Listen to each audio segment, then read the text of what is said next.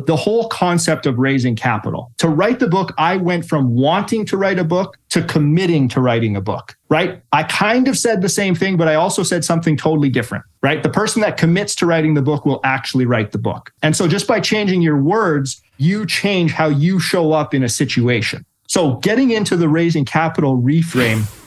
Michael Bugg, how are you today, my friend? Welcome to the podcast.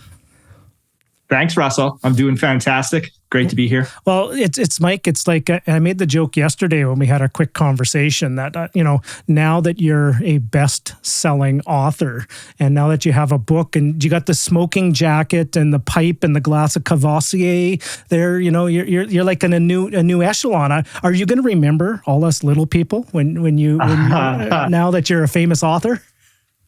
Yeah, you may have to go back and put quotes around the best-selling part. I don't think we're quite there.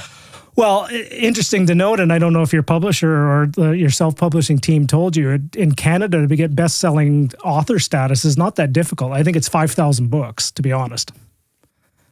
Oh, I didn't know that. That's interesting. Yeah, it's actually, when I found out that, now here's the thing, it's been a while since I've been talking with my publisher and our publisher and stuff like that, but way back in the day when we published our books, it was like 5,000 books here in the Canadian Best-Selling Club. Okay. I think that's achievable in time. It's not going to be in 7 days or anything, but in time. You mean to tell me you didn't have to buy 5,000 of your own book to start with? And did you have to buy any of your own book to start? No. It all goes through Amazon and another printing place. So I believe it's print on demand. So I did buy a few because my mom wants one. But no, I didn't go buy a big lot of books. Well, I kept checking my mailbox for my advanced copy to come, but Canada Post these days. Hey, Mike? Yeah, let's blame them. But it does remind me, I will get you a copy. It has just been hectic to get over the finish line. I'm teasing you, my friend. As you know, I'm going to be probably coming out that way, and I will probably grab that book that's right behind you over your shoulder on the back bookshelf there. So I know we're diving into the deep end here. So first and foremost, Michael Bugg, this is episode you're on the fourth time on my podcast here. So this is number 4. And every time you and I have a conversation, I always look forward to it because I learn so much more every time we do it. And I always love catching up with you and what you're doing because you're just one of those people that just you do stuff and you get stuff done and you're always moving and always shaking. There's always something going on at your house. But most importantly, the first question I want to ask you is the most important thing is how is the family? How's Rosalie? How's Ethan? How's Riley? How's everybody doing? We're doing well. I will say it is quite a jump up going from one kid to 2 kids. So we had our moments in there, and we had a few like minor illnesses. So not to scare anyone, but we had both of them did have to take a visit down to the hospital for croup and whatnot. But we're through that. Everyone's healthy and happy. We're starting to get into a sleeping routine, which is fantastic. So overall, things are well. Nice. Well, congratulations. You guys have such one of the... I love following you guys on social media and Instagram. It's just like you guys have like such the cutest family. Honest to goodness, it's one of those when you just want to just pinch the cheeks, and it's just like the cutest little Canadian kids and the cutest family. And you and Rosalie, to me are just still kids yourself, by the way. Yeah, I mean, she's a good one. She's a great partner for raising kids. I feel like I can take like 20% credit maybe for how they're turning out because she's a rock star as a mother. Yeah, you and I both subscribe to the marrying above our weight class out there as well. And if it wasn't for Corinne, I don't even know. I honestly don't know. I would know what day of the week it would be. I wouldn't even know which way to turn. It's like Corinne, if she just keeps me going in the right direction many days. So, yeah. But with all that being said book, Mr. Book. So, okay, I'm going to frame this up here for a second, Mike. And I'm about to share something here. And this is by no means in any way, shape, or form throwing you under a bus or being any negative raining on your parade or anything. Because here's the thing is you delivered something that a select only handful of people will ever do. And you've written a book and you've put a book out into the world. But I have something I want to share here. And I remember this from our last conversation in 2019.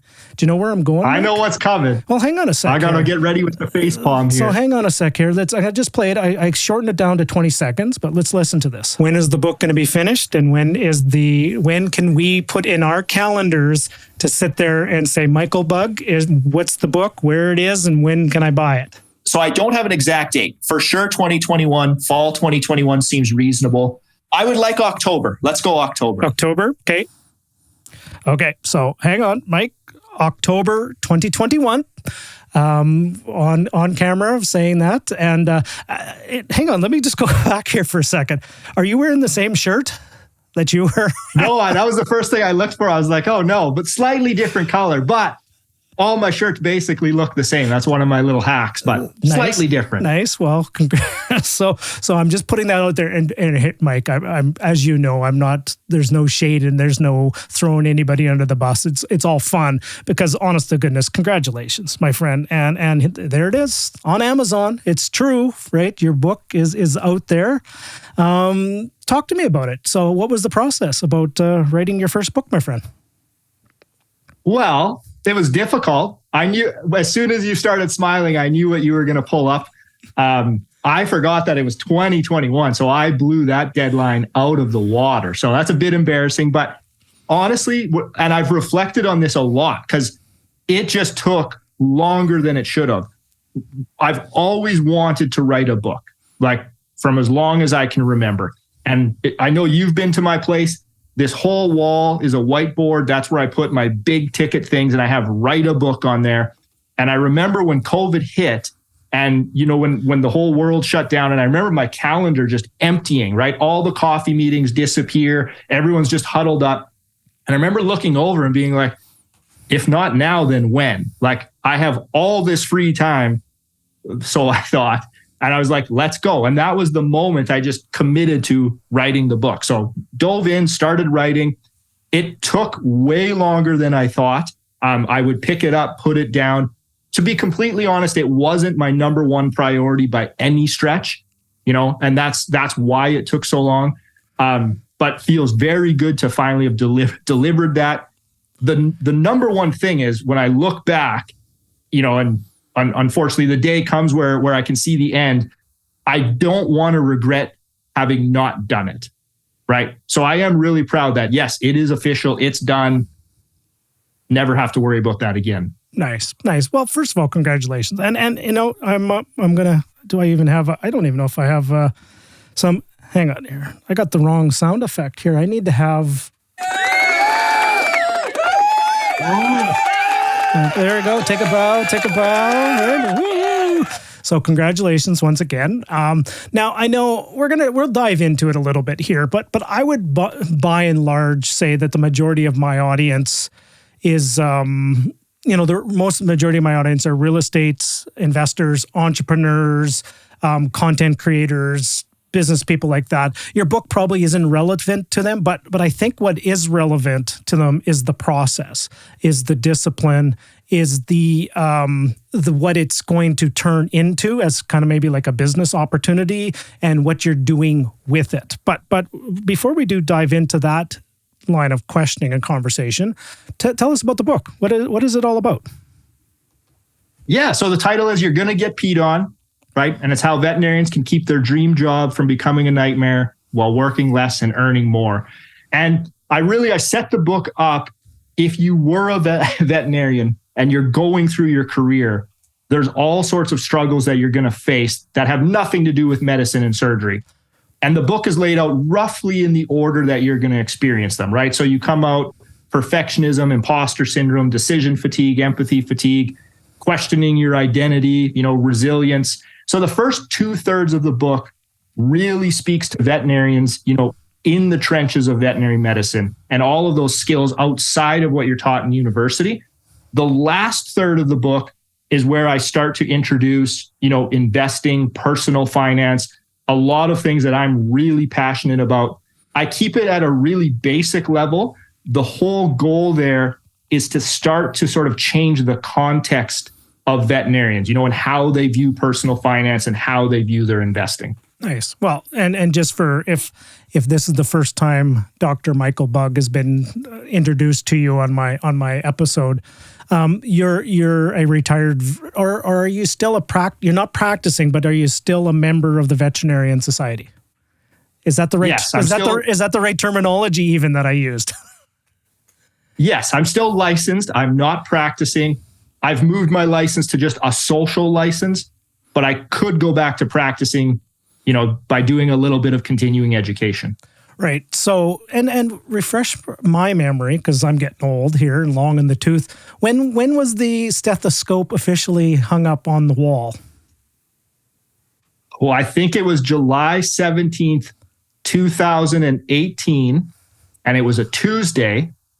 And I remember it was very vividly, you and I were doing work together and we were having a Zoom session, and I had my head down, kind of like, man, we got to make some changes here. And you brought up a white screen and you had 3 dates on there. By the time I looked up, they were already written, and you were like, pick one.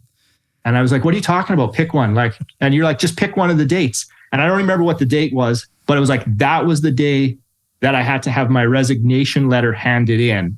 And then you would challenge me also, like, type it up tonight, hand it in on that day. And then I got to pick the actual date, July 17th. And we lined it up there because I believe you were coming through Saskatoon. And July 18th, we spent the whole day together, I believe, masterminding real estate investing. Yep. Congratulations. I'm not here to say there was no magic on what I did. I was just, maybe I was getting tired of you keep talking about the same thing over and over again, Mike. It's like, if not now, when, just like you did said about your book, and let's pick a day. Let's just pick a day and let's just do it. Now, looking back upon that. So what are we now? 5 years coming on summer number 5. Do you any regrets? What are some of the biggest lessons you've learned, and would you have done it any differently? I would say no regrets. I get that question all the time. Do you miss it? Do you regret it? And sure, there are parts of being an active veterinarian that I do miss. I really enjoyed lots of my clients, lots of my patients. Overall, for my life happiness, no regrets, right? The path that Rosalie and I are on, what we're trying to create for our family, I'm excited. I don't know if I'll go so far to say I wish I had done it sooner, because I do believe you need to acquire various skills along the way. And then when all those skills kind of come together and you're ready to go. So it seemed to happen, as it should. Right. Now, I don't mean to get into too much detail. And if I'm going too deep, just please, by all means, let me know. And also at the same time, if it's too personal or you don't know, no problem. Financially speaking, do you believe you're better off now than you were, or, because you were getting a paycheck and stuff like that? Are you on a day-to-day basis? Are you doing better, or you have more assets? Because that's the way most people measure this. Most people will measure the transition to leaving their job based upon a financial number or a paycheck or things like that. How would you assess that for you? Okay. I'm going to go in a few different veins here, because I'm part of a mastermind, and quarterly we fill out what's called our one sheet. And on that one sheet, there's a financial section. So I can tell you literally what me and Rosalie's net worth is every quarter for the last number of years. But also on that one sheet, there's something called a life happiness index. And it goes through all the various areas of your life, and you have to honestly reflect on them and score them. It's pretty informal. You just score them 1 to 10, but there's going to be an average that comes out in there. By all measures, we are ahead, right? Our net worth is at the highest point that it's ever been. Life happiness index, with the exception of limited sleep from the newborn, but with that exception, life happiness index definitely trending upwards. But there was a dip. There was definitely a financial dip, for like roughly Rosalie and I were each 6-figure earners, right? So we'll just say roughly around $100,000 a year each. She had her professional career. I had mine. So we were good. We were very disciplined. We had a household budget, and we knew we can live off one of our paychecks. right? We knew that in advance. So really the risk was very minimal of stepping away. Yeah. But it did cause a bit of a setback. For you to go back and get a job again was probably not too difficult, if ever needed to as well. If it just was, oops, that didn't work, let's go back and let's go back to a clinic again. I could have a veterinary job in under 30 seconds. Okay. Yeah. Yeah. So sorry, I didn't mean to cut you off there. You were just really flowing with, so first of all, thank you, Mike. You're bringing the fire always, right? Bringing the fire. And obviously when fire happens, bombs start dropping. Michael Bugg is here, everybody, dropping some bombs and some information. So by and large, financially, you're doing well. And I would bet you would probably say that's now one of the lower criteria of your measurement as well. You're happier now. You're in a different place. You're no longer grumpy Mike. You're now happy Mike a little bit more. And you can actually start doing, like, you would have never been able to write a book if you were still in the clinic and practicing on an ongoing basis. Cool. Yeah, it would have been much harder. And it's miserable Mike. It was miserable Mike that appeared. Mike, yes. Yeah. But yes, and I really look at it, as the financial piece starts to take care of itself a little more, I spent a lot more time thinking about how am I earning the money, right? What is that taking away from me in terms of my emotional health and my energy? So the dollar amount becomes less important, but how you get to that dollar amount becomes more important. Right. And I know you and I shared a webinar that we did a little while ago, and it was very impactful. It was impactful for myself. And the way you look at goals is a really different take on it. It's completely different than mine. And I don't saying yours is better or worse or whatever. It was just completely different. And you shared something with our inner circle that I don't mind if you could share it again. One of your goals was to become the best something or other. So hopefully that prompted you to be able to share. What is your number one goal, Mike? Oh, that's a good question. I mean, I have sort of this version of myself, and every year I'm kind of working to get to that. But really, it's like you have to enjoy that journey on the way, right? And I had shared a quote on that webinar. One of the top regrets of the dying, unfortunately, is that they wish they had lived a life true to themselves. And so for me, I've really tried to peel that away when I'm setting goals. And I ask myself, am I doing this because I think other people think I should do it, right? That I should be doing it? Or am I doing this because this is what I want, what Rosalie and I want for our family, and it's going to deliver the most for our family? Yeah. And so I'm a lifestyle investor, right? I am optimizing for lifestyle. So you're not going to catch me, chasing and trying to do the most deals and catch Grant Cardone so that I can go on social media and say that I'm a billionaire. And I'm also not poo-pooing on that if that's someone's goal. If you want to be a billionaire, go do it.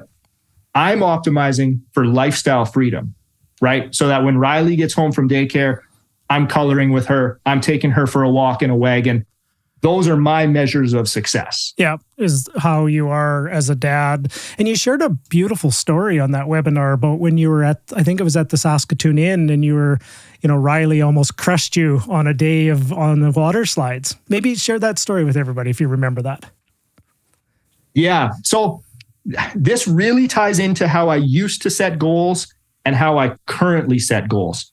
And so I would say how miserable Mike set goals is they were very outcome based, right? And so as a veterinarian, it would be get into vet school, graduate vet school. And I was always deferring my happiness, right? I was always, once I achieve this, I'll be happy, right? Once I graduate as a veterinarian, I'll be happy. Once I'm worth $1 million, I'll be happy. And that's a really, lonely place to be because you're always chasing a horizon that just never comes. And I started shifting my whole goal setting process more around my identity, right? And so one of the things I started doing with health is important to me, but I took up running. Running is something I've always liked. I just never embraced it because I had all this ego tied into like, okay, you're a 20-some-year-old man, you need to have big biceps and you should be at the gym doing bench press. And so that's what I did because that's what every other 20-some-year-old guy was doing.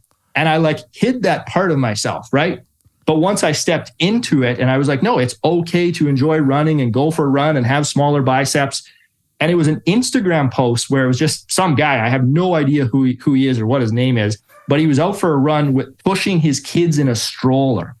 And I was able to point to it and be like, that is what I want. That's the dad I want to be. And what's funny, Russell, is just this Saturday, I had to do one of my training sessions. Riley wanted to come along, and I'm supposed to be doing 1 kilometer sprints at this phase.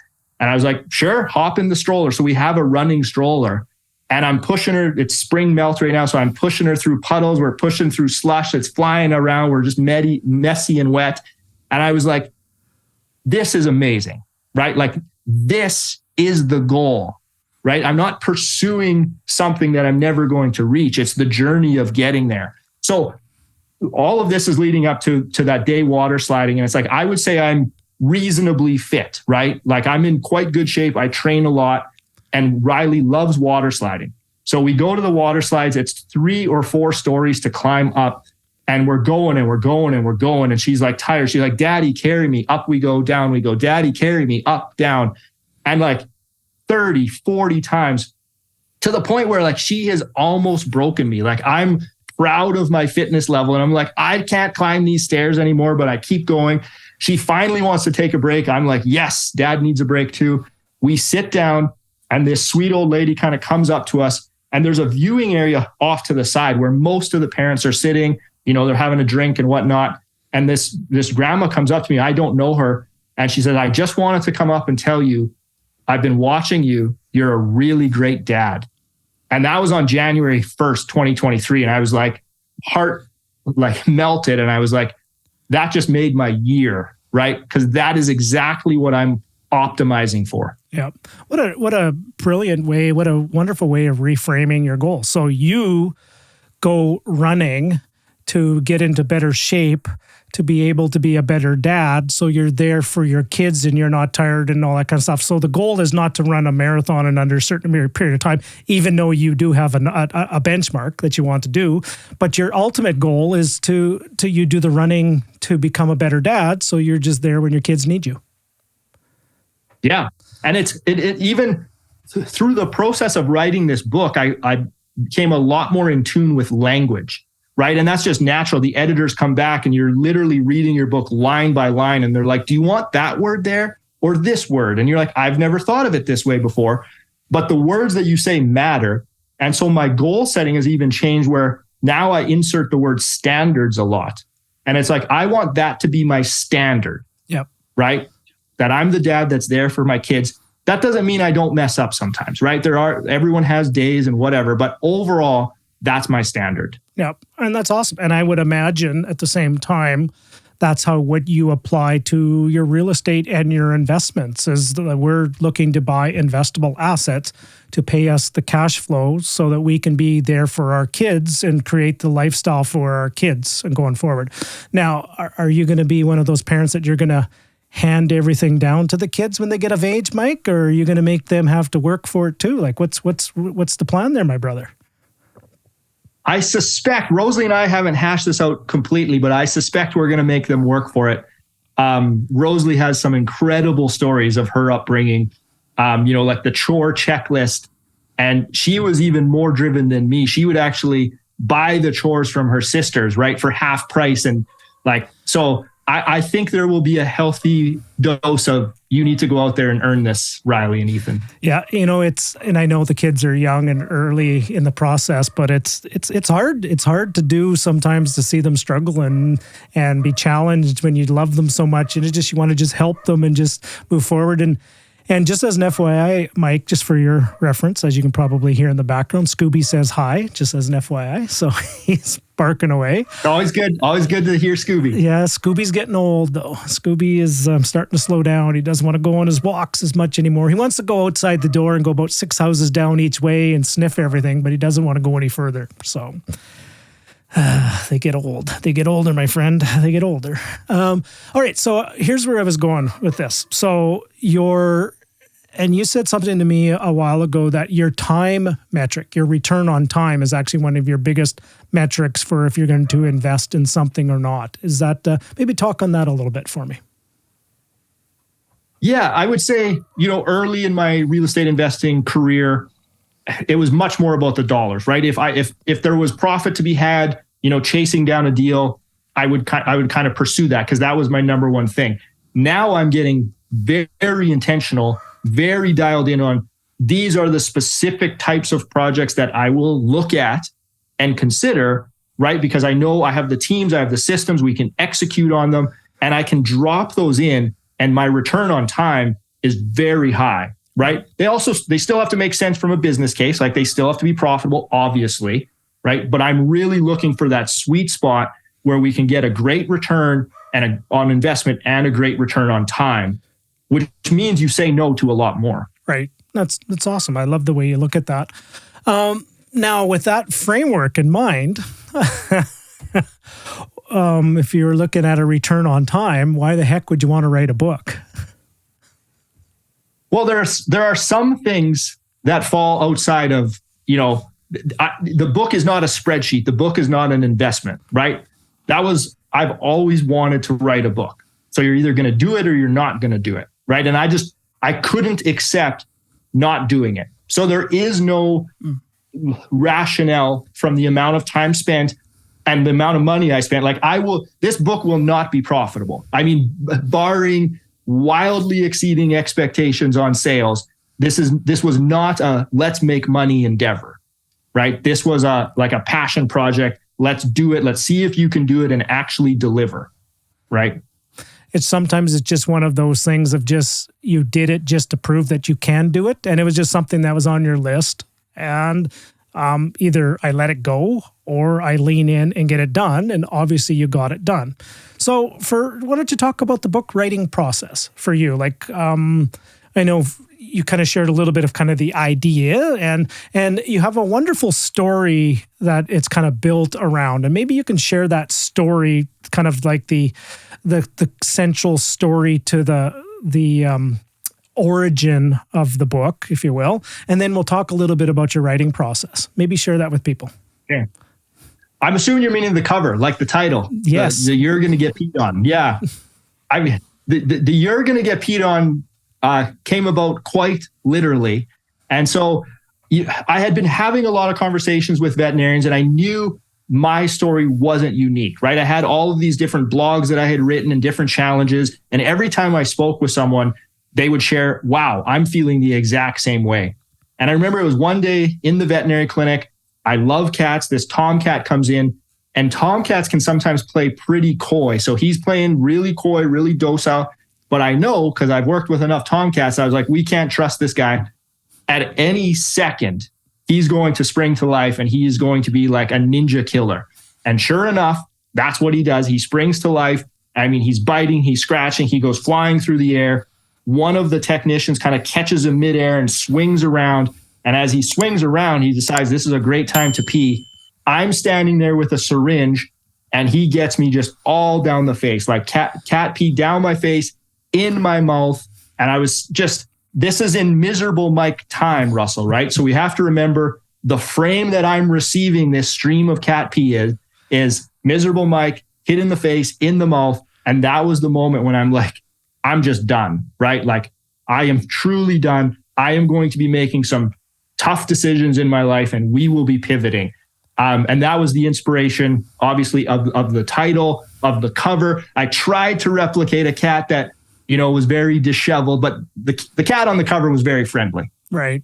Yeah. I remember like it was yesterday when we were working together and you were telling me about it.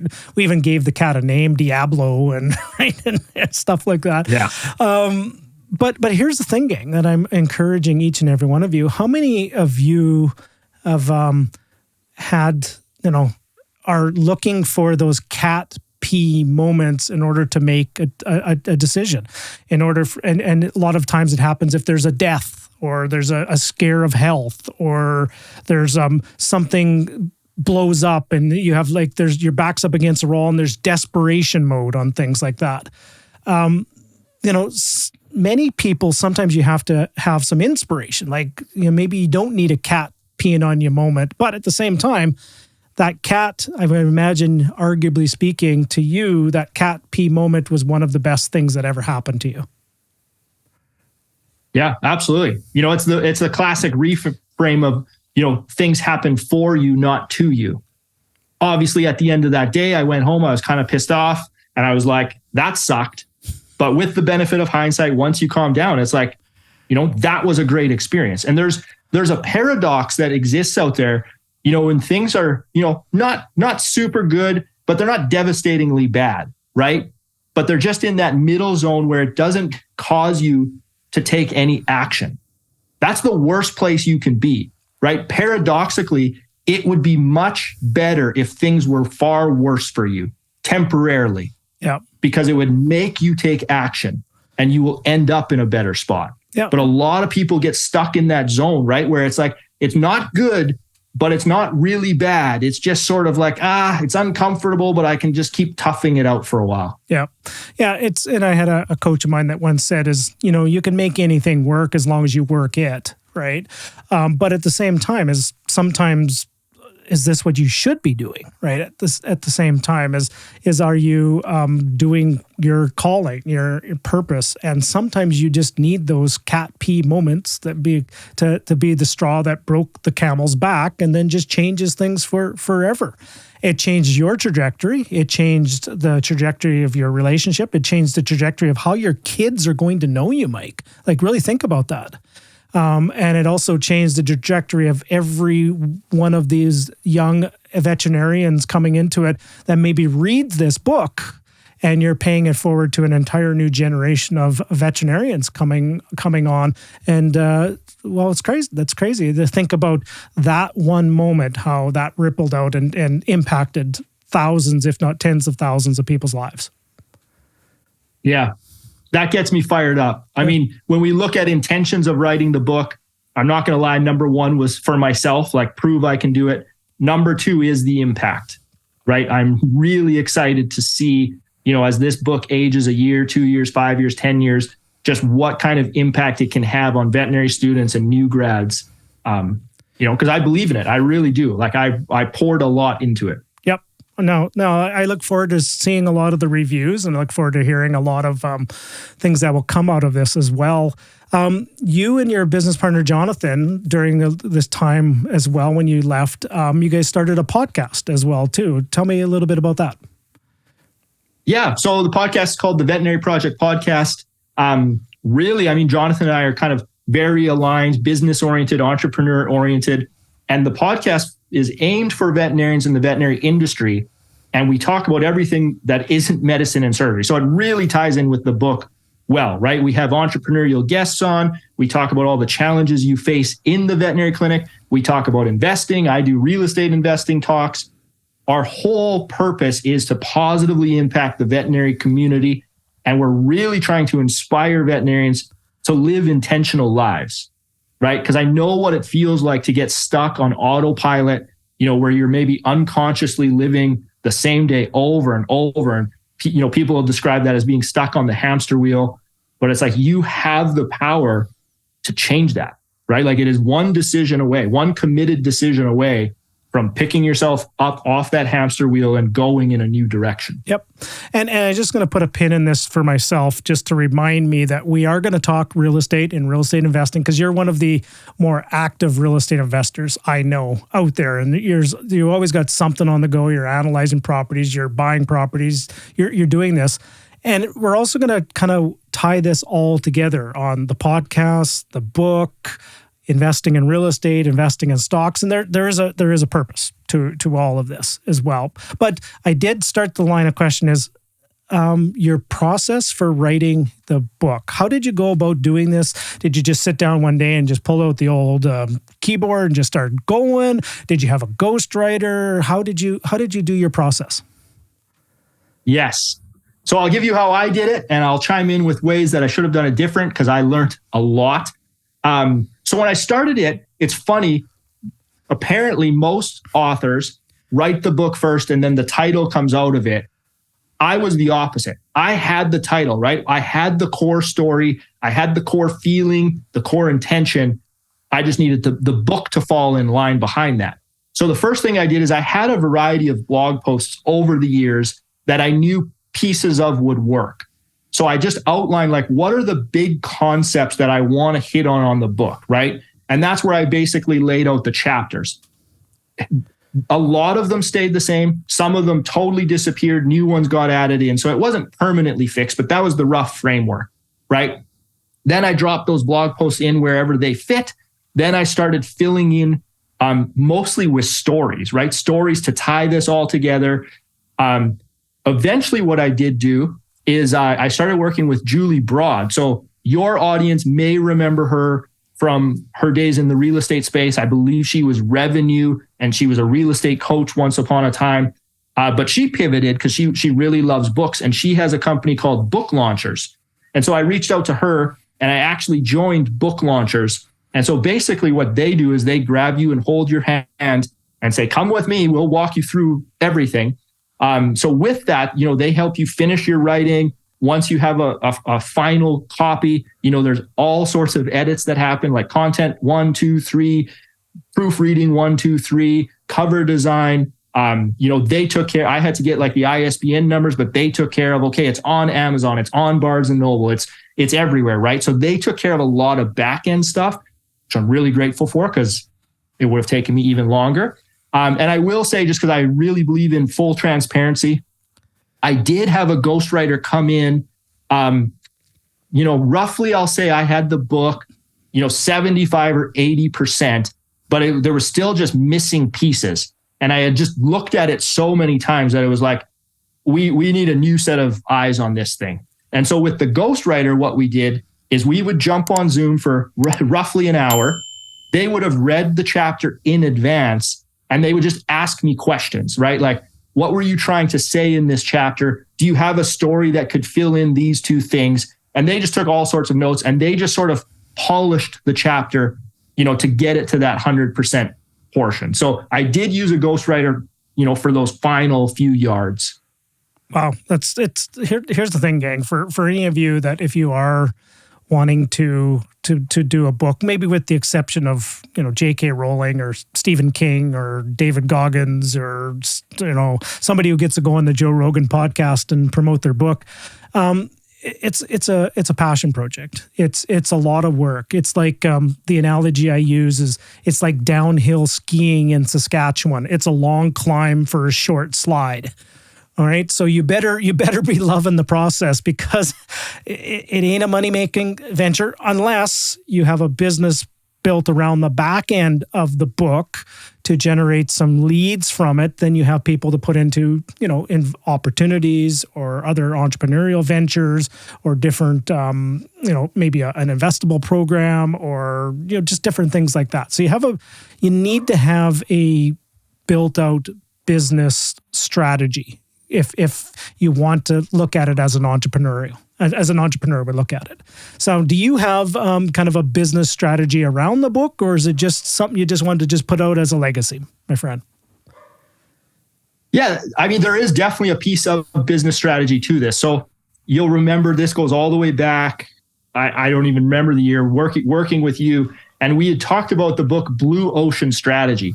And full disclosure, I've never actually read the book, but I have the gist of it is, if you're a real estate investor and we start breaking down the different pillars, right? You need deal flow, you need capital, and you need operations, right? And you and I had talked a lot about, well, who are you going to work with, right? Especially on the capital flow side.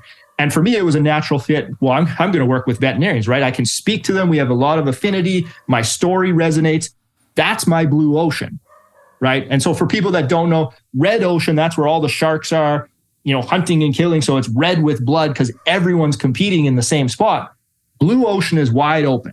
Yeah. Right. You have no competition there. And that's what I encourage a lot of people to do, especially if you're in the space and you're raising some capital. I use Mike as an example every single time as his case study, as his story, because it's perfect. Like, each and every one of you have maybe a different subgroup and a different culture and a different community that you associate with. there's probably some people within that group, within your church group, within you're an oil field worker and people you're working with on the pipeline that you're dealing with. Maybe you become a service provider to them.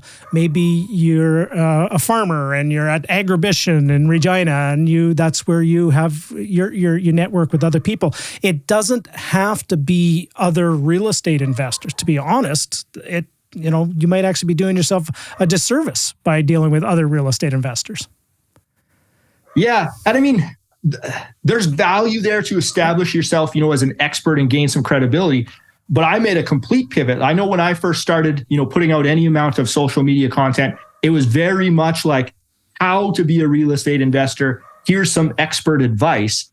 But when I stopped and thought about it, I was like, this isn't where my people are, right? So a lot of your audience, I mean, they may know me because I've been on your podcast a lot, but the wider real estate community, I'm not really a known name because I don't spend my time putting my messaging out to them. I spend my time putting my messaging out to the veterinary community because those are the people I'm looking to work with. Yeah. Right. So that's where the podcast comes in. That's where this book comes in. And, using your model, you talk a lot about sort of a stepwise, advancement of relationships. Like relationships have various phases to them. They start with, you just need to know each other, right? Someone needs to know I exist and know what I do before we can start to nurture that relationship and move it along. Yep. So that's what the podcast does. That's what this book does. And then, I mean, the podcast goes further because I'm in their ears over and over and over. So every time they hear me, that's another touch point, building credibility, building rapport, building trust. So by the time, people say to me all the time when I finally meet them in person, they're like, I feel like I already know you. Like I already know everything about you. It's like we've met 100 times. And it's like, well, because they've heard me 100 times. Yeah. Yeah. It's brilliant. Absolutely. You've taken that to the next level with what you've done. And it's what works. So if you're sitting here and you're listening or you're watching, by all means, jump into the real estate investment community, become an expert, be known in that community. And there potentially could be some business out of it for sure. But within your own personal network, there's other people outside of that world too. And to be honest, they might be better candidates. Now, Mike, pivoting, you mentioned earlier before we kind of jumped on air tonight about that you've reframed the way you look at raising capital. Is it kind of what you started going down? And maybe what did you mean by that?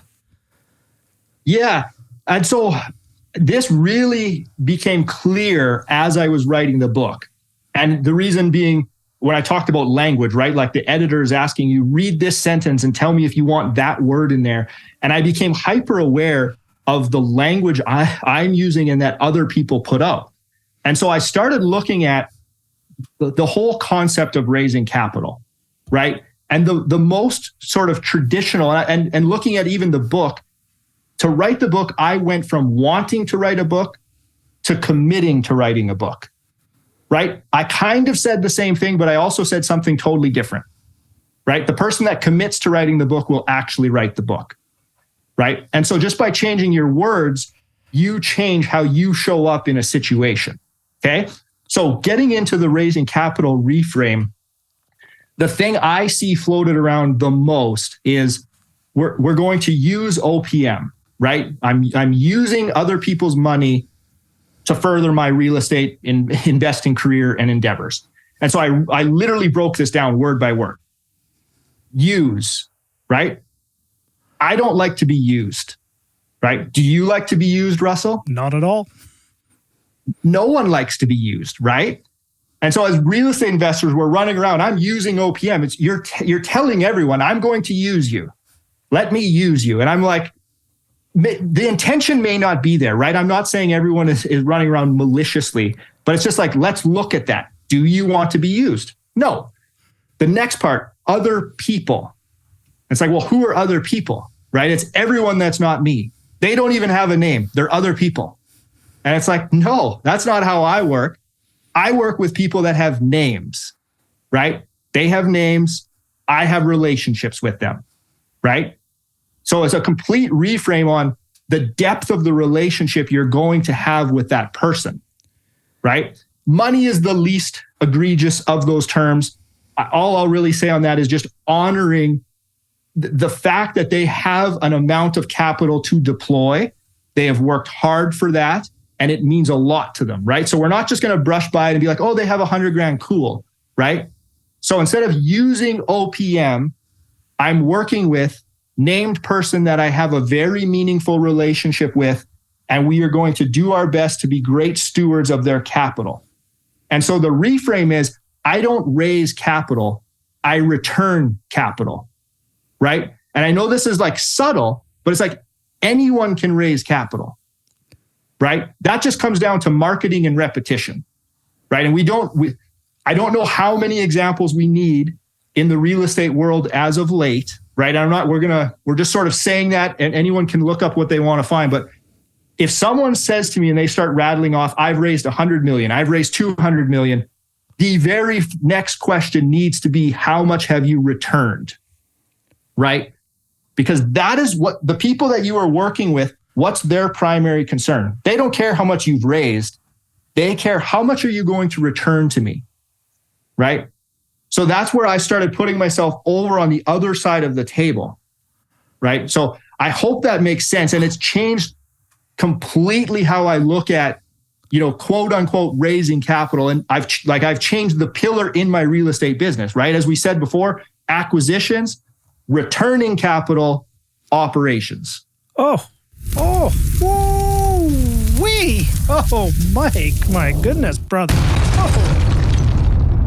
Oh, you just got to the hair on the back of my back just started standing on end there, my brother. I love that. That is, I've never heard that. And you're one of the first ones to do that as a reframe. And I've been doing lots of reframe with people that I'm working with an awful lot. Like, for example, and I'm not to get on my soapbox here, and I'm not taking anything away from what you're saying, is, gang, let's stop referring to us as landlords. We're rental housing providers, right? That's an awful lot more value. We're rental housing providers. And at the same time, we're also not working partners, right? We're not the workers, the worker bees. We're the experts, right? We're the real estate experts. We're the real estate expert partners in the transaction. You might have a capital partner and you have an expert partner, right? You're not a working partner. But this one right here is, we deliver a return of capital to a person's name. And then after that, we work on a return on their capital, return of capital first, and then return on capital after, type of thing. Brilliant. Mm-hmm. Absolutely brilliant. Yeah. I knew I invited Joe for a reason, right? That's there's the golden moment right there, my friend. So let's put a pin there. So speaking of real estate, I would be remiss not to ask you what you're busy up to. You live in Saskatoon, just for everybody, for everybody's reference. What's going on in the beautiful province of I was going to say beautiful province of Saskatoon, but beautiful province of Saskatchewan, and what's cooking out in Saskatoon right now? Yeah, I mean, I'm still actively looking. So for those that don't know, I've pivoted over to the multifamily space. So we started with a lot of new construction, single family homes with basement suites. We still have some of those, and we're kind of dripping those off, like selling those off. And again, from the return on time, I'm trying to really simplify the portfolio. So I'm looking for, those value add walk up style multifamily. We haven't actually purchased anything in Saskatoon in a couple years, I believe. So I've been active in the Edmonton area. So I'll just say Edmonton, but I mean, I'm referring to, all the areas around Edmonton as well. The most pressing is we are looking to close on an 18 unit here in May. So that'll officially cross the finish line. That one is a whole podcast episode, because that actually it'll be about 1 year. And there was things that we encountered in that purchase that I've never encountered before. The environmental things and just pushback and whatnot, but we are so close. Like, we are literally it's not first and goal. It's first in inches. Like the tip of the ball has to move a millimeter here. Yeah. Well, make sure you hand it off to Marshawn Lynch this time. By the way. Oh yeah, I'm not throwing any slants. We're not throwing a slant here. Sorry for if we're an obscure reference. Mike's a Seattle Seahawks fan, and he still can't forget the time when they on the goal line blew the Super Bowl that they could have won that one year. So yeah. So that's the main thing. I'm analyzing a lot of deals and writing offers. To be honest, I haven't had anything really stick because I really am sticking to my principles. There's a lot going on in the world of interest rates, and I've found that we haven't quite come together. Buyers and sellers, namely, still kind of expecting pricing that existed maybe at the peak of the market. So I'm being patient, right? And I'm fortunate in that I kind of look at real estate investing in what I do. There's two businesses to real estate, right? So there's the core business that we all fully understand. And that's why everyone preaches, if you buy a house or you buy an apartment, treat it like a business. The revenue comes in, the expenses go out. There needs to be a profit there after you cover all of your expenses, right? That's a rental property. But then there can be a business that gets wrapped around that, with people, maybe offering these products or syndications or whatever term we want to put to that. And I've witnessed a lot of people grow that business to the point that they have to have deal flow because they have to collect fees to keep the lights on. And I've been very intentional about how we grow so that we never have to put ourselves in that position, right? I never want to have to need to buy something, and I never want to need to sell something. I want to get to choose on both of those, the entry and the exit. Yeah, nice. Well, that's brilliant. Well, why don't we, I'm going to put a pin in this for a second, why don't we make a commitment to you and Corey? Maybe we can jump on a podcast here. And I've talked to Corey Spurley, who was on an episode of probably about a month or so ago. Why don't we make a commitment to jump on and tell the story of that last transaction? There's probably a year's worth of lessons in that year of a closing of a deal. What would be the biggest? Let's get it across the finish line. Yes, that's what I was going to say. Is once it is closed. So up to this point, what has been the biggest lesson you've taken from it so far? Just one lesson. Stick to your principles, right?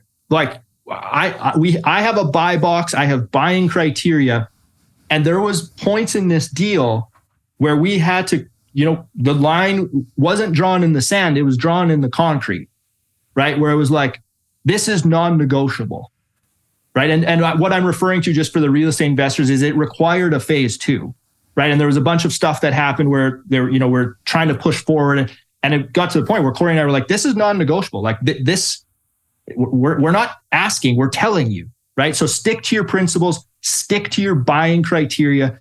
Do not be scared to walk away from a deal, right? And I'm not saying that in terms of tie everything up, waste everyone's time, then walk away. That's not what I'm saying. But it's like, if the due diligence says walk away, do it, right? There is a psychological thing called, sunken cost, right? Where you've spent some money on stuff. We spent money on a building report. We spent money on a phase 1. It can be psychological. You do not want to walk away because that money is gone. But it is peanuts compared to what you could lose by pushing through a bad deal. Yep. Yeah. Wow.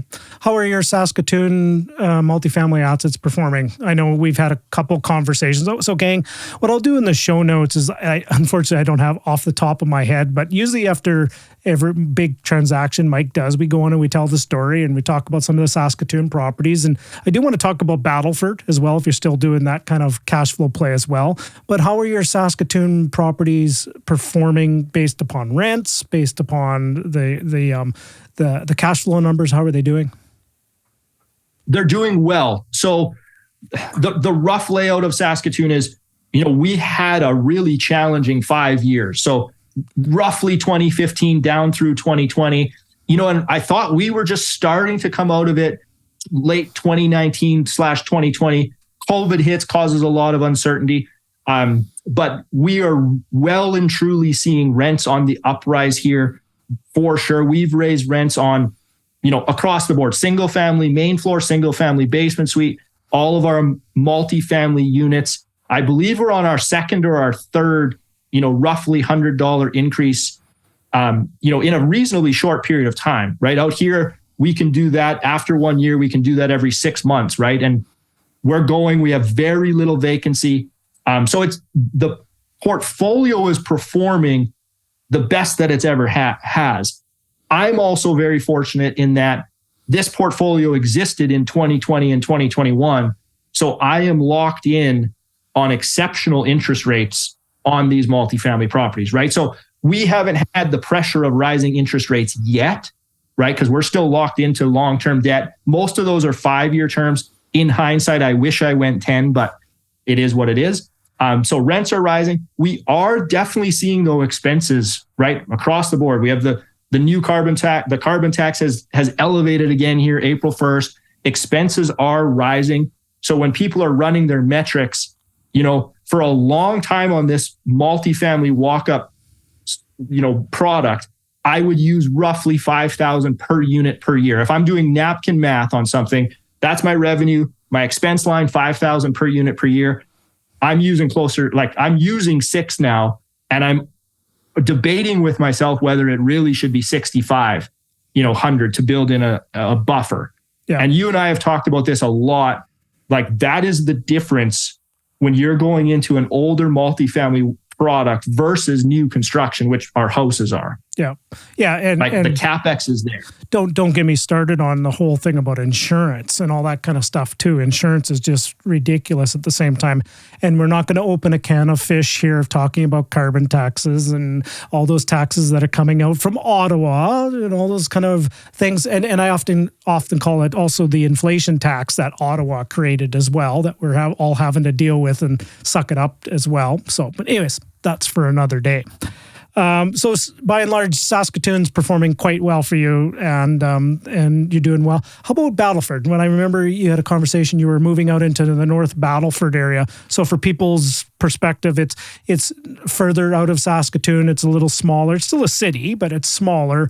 But it was a different play for you. How's that going for you? It's much more challenging than Saskatoon, for sure. Like, to be fully transparent, it's a totally different model. The cash flow numbers, the cap rates are on paper so much higher, right? And it's a much more challenging market to manage in, just in terms of tenant demographic, the condition of the property we were buying. That's our choice, but that's what we were looking for. We were taking on significant renovations, like properties that are almost literally destroyed, right? And that was an intentional play of, we're trying to create a lot of value. We were able to do, those perfect burrs, right? Where you put some capital in, refinance it, you get more than all your capital out. The managing, though, you really need to be aware of what it takes to manage in some of these smaller markets. Yeah. Yeah. Right. And so going back to what we talked about earlier, like return on time, we're sitting at, I think, a little over 50 units in the North Battleford market. I don't know that I'll grow that much more, just from it could start to cause some stress, on the systems. And we have a good system in place, but I think that's enough for me. The intention of that was just to generate some more cash flow. Yeah. Because I have a lot of these long-term asset, like appreciation plays, mortgage pay down plays. That was just to sprinkle some cash flow in, but I think I'm getting close to good there. Yeah. Yeah. And I have often used the analogy for people sometimes, and you said something to doing a perfect burr, you get in, you get all your capital out and all that kind of stuff. Sometimes just because you can doesn't mean you should. That's an FYI. Yeah. And the other thing is sometimes be careful what you wish for. At the same time, you might actually have all your capital out and you might be sitting there with this alligator that's levered up to the nines, and you can't let the alligator go because you're going to be in such a negative position. You would have to write a check to let it go in some cases, right? And that's where a lot of people get stuck sometimes, is they sit there and go, I've got so much invested in the mortgage balances. I've refinanced it 3, 4, 5 times. It's running on the margin. The values have dropped a little bit. And oh, geez, now I got to put a $9,000 renovation in because the tenant just, what to the place on the way out. And you just sit there and people are just stuck and they don't know what to do. And they just can't let it go because it's painful to have to let something go that you've put a lot of time and effort and money into, and potentially you have to write a check. And, often at the end, when you go back and go, geez, on that property I bought, the only people that made money on that deal were the realtors and the property manager and the lawyers that closed on it. It's like, we took all the risk and everybody else made money except us, right? Yeah. And that's a great point, Russell. To the real estate investors out there, I would be watching your leverage. And we're lucky, like I said, the North Battleford market is a higher cap rate. When we refinance these, we're still able to pull that capital out, in that 75 to 80 range loan to value, not having to crank it to 95, right? And I know there are new products out there that can allow, as long as your debt service coverage ratio works, that will allow you to come up to 95% leverage. You have to run a lot of stress scenarios, right? And I look at, some of the mentors that I work with that are extremely successful in real estate. And it's like, yes, debt and leverage are some of the most powerful tools we have at our disposal, but they can also hang you. Yep. Right. Yeah. And you have to be aware of that. Yeah. We're doing very similar to what you talked about is using leverage as a good tool and going longer term amortizations and going higher leverage. But we have very strong confidence in the product that we're putting on the marketplace. They're literally brand new. They're under warranty. They attract a great tenant profile. Honest to goodness, I was doing some of my year-end math and my year-end statements, and it is such a night and day difference between the older townhome properties and the brand new construction properties over here. Honest to goodness, I'm running at 1% maintenance fee on my new construction, and my other ones are in the 7, 8, 9, 10% range. And over time, that maintenance bill just kills you. It just absolutely just kills you over time.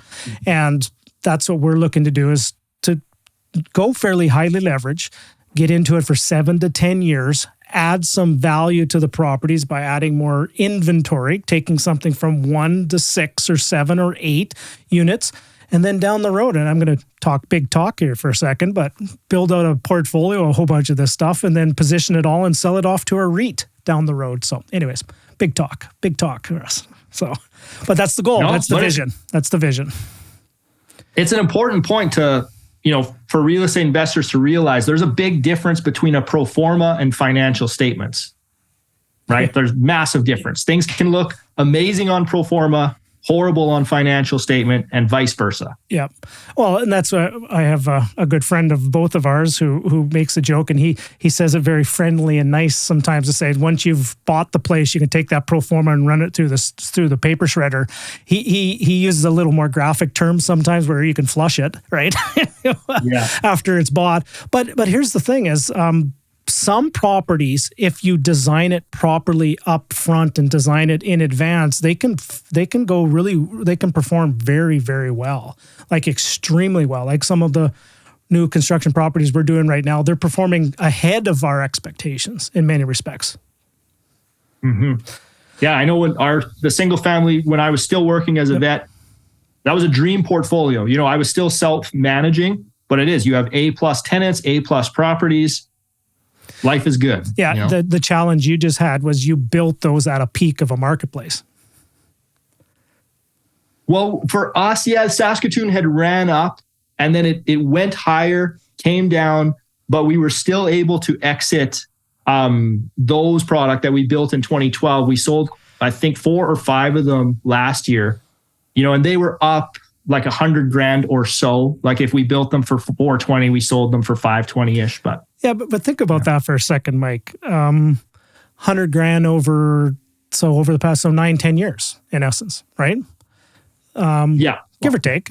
Now, that, gang, sorry, I'm getting all excited here for a second. That is a normal market. That's what real estate markets should do. You should make $100,000 potentially over things. Inflation rate, you should make the $100,000 over a 7 to 10 year mark. It shouldn't be 7 to 10 months. Like that's where the last 3 years is, in my opinion, even though it made lots of people a lot of money, it actually did a disservice to a lot of people at the same time. The expectations, and a lot of people got caught a little bit on the musical chair game as well, and the music stopped playing. Even though it looks like it maybe stopped playing for maybe a year, some people got caught without a chair to sit down on in the last year as well. Yep. Yeah, it's dangerous. Yeah. Now I know there's a lot more we can go down here, my friend. But what's next for you? You've sit there. You've climbed you're climbing the mountain of best-selling author. You've got a wonderful stock portfolio. You've got a real estate investment portfolio. You're continually buying. You're getting Dad of the Year trophies now from the people at the Saskatoon Inn and the water slides. Like what's next for you, my friend? Well, if it ain't broke, don't fix it, right? So for me, there's nothing too crazy coming down the pipe. It is just extremely focusing more on what is working and what I want, right? So when I set the goals for the year, my main goal continues to be relationship, with my family, with Rosalie and the kids. My health is a high priority, so I'm still pushing hard on that. And then the real estate portfolio, I'm going to keep going. I'm a big fan of the prairie markets over the next few years. So, Saskatoon, Edmonton, those are where I'm primarily focusing. I'm not saying no to other Saskatchewan and Alberta markets. I'm just saying that's where I'm focusing. So I know I'm going to be making a bit of a push here over the next few years to continue to acquire, but staying extremely disciplined to like my buy box and my criteria. I am poking around. It's funny. Now I'm having flashbacks to the book where I say something in 2021 and it gets delivered in 2023.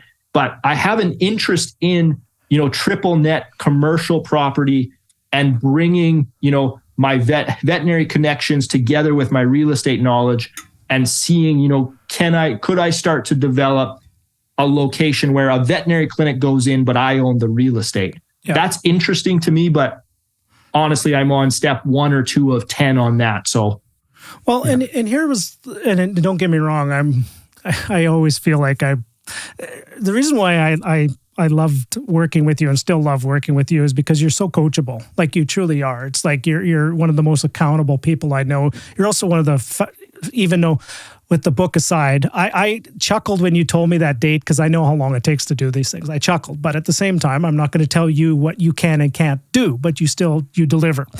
And the only reason I just asked that last question is because I know how hungry you are and I know how driven you are.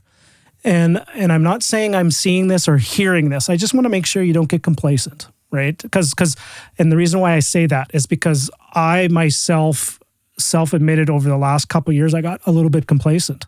And I was starting to, I wasn't driving and being as aggressive and being as moving forward at the velocity I should have. And I just want to make sure that you're moving forward at the pace that's right for you. So if you were self-reflecting and being honest, are you driving the bus at the speed you want to go, or do you have another gear?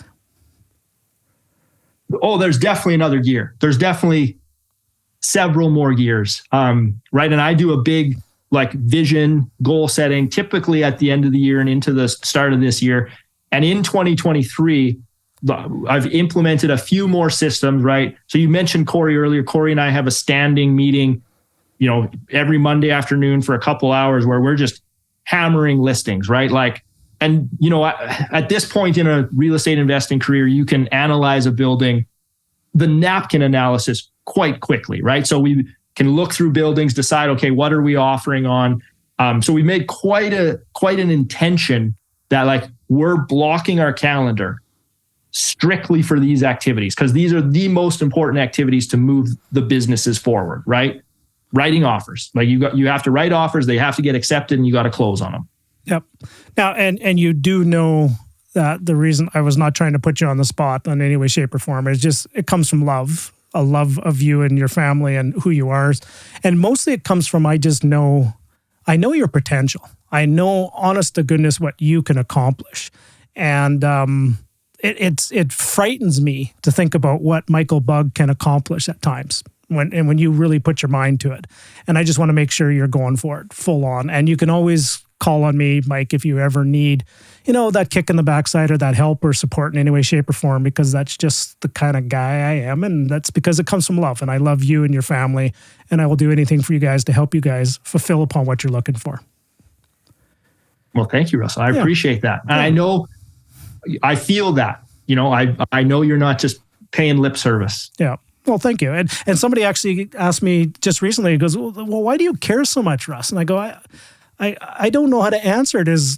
Why do I care so much? Because I just care. I don't know how to really, why do you do this? I don't know, because I give a shit. Is that a better answer? And that's just really what we're here to do, is to just help each other. And I know vice versa, you're now at a point where if I ever came to you and I've come to you with some conversations about things, you're there, you got my back at the same time. So I just wanted to thank you for that as well. All right. So final question, Mike, as we sign off here, because I know how busy you are and you got to get rolling. Maybe some final inspiring words for people. Most people on this show are entrepreneurs. Most of them are real estate investors. A lot of them are professionals like you were in a job. And maybe what's some message and some magic dust that you're going to leave everybody, some inspiring words from the Michael Bugg, from Michael Bugg. Okay. I should have been better prepped for this. I didn't realize this is my fourth time. Otherwise, I would have listened to the other ones to not repeat myself. I'm going to go back to the language one, because I know the other ones I was going to say I've said before. So I'm going to go to the language one, and I would encourage all the real estate investors, really listen to the words you're using, and they don't have to be the words that come out of your mouth.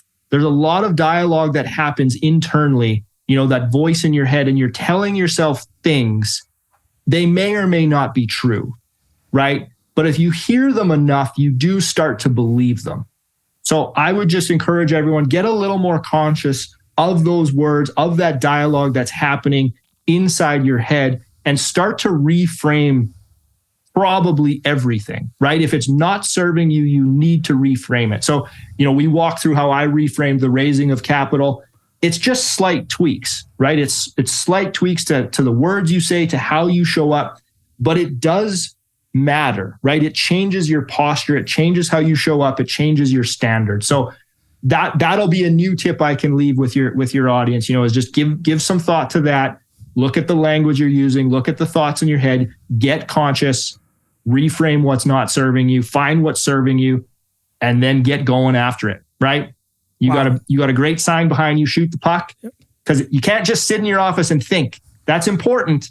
Then you got to go do it. Wow. Ooh-wee, bringing the heat, brother. Wow. And because that happens, wow.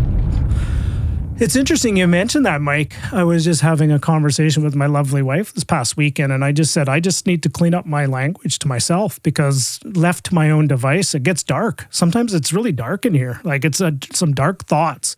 And the what if something doesn't work, or what if this is going wrong, and what if this happens? And it just gets dark. You need to intentionally shine some light into our thoughts, and it all starts with our language, the language you use for ourself. Like, it's funny, like I was sitting there and I was beating myself up, and I would have never, ever used those words to another person, but I had no problem using them to myself, right? That's the bizarre of the human condition. So, Mike, I said this once and I'll say it a million times. You are so wise beyond your years, and this world needs more Michael Bugg out there. I know you don't want to spread your wings into the real estate community as much, because you have your own tribe and your own community, but we need more Michael Buggs in this community, by the way, my friend. Well, I appreciate that. I do, I do have some plans at some point. I'm trying to really manage the load. Yep. Hopefully as Ethan, grows up and requires a little less sleepless nights, there'll be a little more bandwidth. Well, maybe there'll be a third little baby coming the way. Or have you had the appointment yet? Oh, There's been no appointment. Okay. Initially, when Ethan was, say, 1 or 2 months old, the pendulum was very much towards 2 is enough. Yeah. There has been glimmers of it swinging back to, well, maybe we'll go for 3, but to be determined. That's the official answer at this point. So you're not going to make a stand like you did for when the book was going to happen and stuff like that. And I'm going to play that clip in a few years from now on you when you have 5 children at that time, right? Oh, no, I'm not going on record with anything definitive on this one. Mike, it's I think it's a good place for us to just sign off there and leave it there. It is just an honor to know you as a person. You're there's an old saying from Saskatchewan, which you'd understand is use good people. And you and Rosalie are about as good a people as I know. That if you ever anytime I ever came to town, it was just like Rosalie's out buying snacks and, does he like, what kind of beer does he like? Well, I just want to make sure you have the right beer. You're just mi casa es su casa. You're just about as good a people as I will ever meet. And if you ever get a chance to meet Mike and Rosalie in any social situation, by all means, go up, say hello. They're good people. Thank you, Russell. I really appreciate that. Have a good day, everybody. Cheers. You're obviously somebody who takes action if you made it right to the end of this video, so you should be rewarded with a couple extra bonuses and goodies. Number 1, make sure you subscribe. There will be a button below here to subscribe so you don't miss an upcoming video. And over here, to continue your journey going forward, there'll be a hand-selected playlist and a hand-selected video, just perfect for what you're looking for. All right, gang, continue the momentum. Let's go!